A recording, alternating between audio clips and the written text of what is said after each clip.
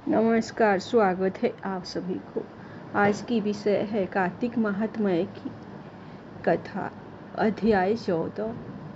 तब उसको इस प्रकार धर्म पूर्वक राज करते हुए देख देवता क्षुब्ध हो गए। उन्होंने देवाधिदेव शंकर का मन में स्मरण करना आरंभ किया।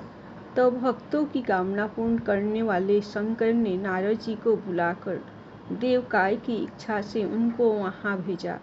शंभु भक्त नारद शिव की आज्ञा से देवपुरी में गए। इंद्रादि सभी देवता व्याकुल हो शीघ्रता से उठ नारद जी को उत्कंठा भरी दृष्टि से देखने लगे। अपने सब दुखों को कहकर उन्हें नष्ट करने की प्रार्थना की। तब नारद जी ने कहा, मैं सब कुछ जानता हूँ, इसलिए अब मैं दैत्यराज जलधर के पास जा रहा हूँ। ऐसा कह नारद जी देवताओं को आश्वासित कर जलधर की सभा में आए। जलधर ने नारद जी के चरणों की पूजा कर हंसते हुए कहा, हे ब्रह्मन, कहिए आप कहाँ से आ रहे हैं, यहाँ कैसे आए हैं, मेरे योग्य जो सेवा हो उसकी आज्ञा दीजिए। नारद जी प्रसन्न होकर बोले, हे महाबुद्धिवान जलधर, तुम धन्य हो। मैं स्वेच्छा से कैलाश पर्वत पर गया था, जहाँ 10,000 योजनाओं में कल्प वृक्ष का वन है। वहाँ मैंने सैकड़ों कामधेनुओं को विचरते हुए देखा तथा यह भी देखा कि वह चिंतामणि से प्रकाशित परम दिव्य और सब कुछ सुवर्णमय है। मैंने वहाँ पार्वती के साथ स्थित शंकर जी को भी देखा, जो सर्वांग सुंदर, गौर वर्ण, त्रिनेत्र और मस्तक पर चंद्रमा धारण किए हुए हैं। उन्हें देखकर मुझे बड़ा आश्चर्य हुआ कि इनके समान सविधिशाली त्रिलोकी में कोई है या नहीं।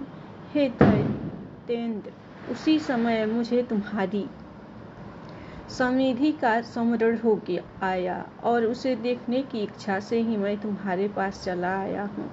यह सुन जलधर को बड़ा हर्ष हुआ। उसने नारद जी को अपनी सब समिधि दिखला दी। उसे देख नारद ने जलधर की बड़ी प्रशंसा की और कहा कि निश्चय ही तुम त्रिलोकपति होने के योग्य थे। ब्रह्मा जी का हंस युक्त विमान तुम ले आए हो और भूलोक ले पाताल और पृथ्वी पर जितने भी रत्नादि है सब तुम्हारे ही तो है। ऐरावत, उच्चैश्रवा, घोड़ा, कल्प वृक्ष और कुबेर की निधि भी तुम्हारे पास है। मणियों और रत्नों के ढेर भी तुम्हारे पास लगे हुए हैं। इससे मैं बड़ा प्रसन्न हूँ, परंतु तुम्हारे पास कोई स्त्री रत्न नहीं है। उसके बिना तुम्हारा यह सब फीका है। तुम किसी स्त्री रत्न को ग्रहण करो। नारद जी के ऐसे वचन सुनकर दैत्यराज काम से व्याकुल हो गया। उसने नारद जी को प्रणाम कर पूछा कि ऐसी स्त्री कहाँ मिलेगी जो सब रत्नों में श्रेष्ठ हो। नारद जी ने कहा, ऐसा रत्न तो कैलाश पर्वत में योगी शंकर के ही पास है। उनकी सर्वांग सुंदरी पत्नी देवी पार्वती बहुत ही मनोहर है। उनके समान सुंदरी मैं किसी को नहीं देखता।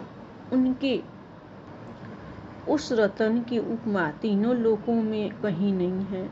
देवसी उस दैत्य से ऐसा कहकर देवकाय करने की इच्छा से आकाश मार्ग से चले गए। धन्यवाद। आप लोग को कार्तिक महात्म्य की कथा पसंद आई हो तो आप लोग माता पार्वती और शंकर जी के नाम पर लाइक सब्सक्राइब जरूर